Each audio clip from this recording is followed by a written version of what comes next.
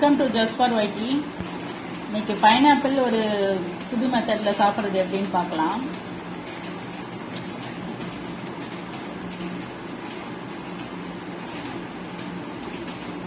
உப்பு,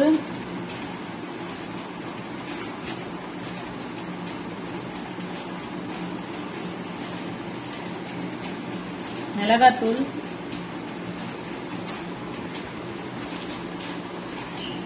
சர்க்கரை,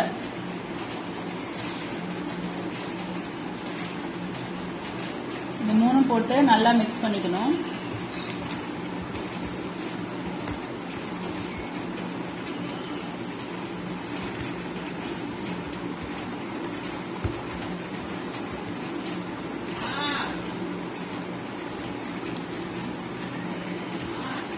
இந்த மாதிரி பண்ணி சாப்பிட்டா ரொம்ப சூப்பரா இருக்கும்.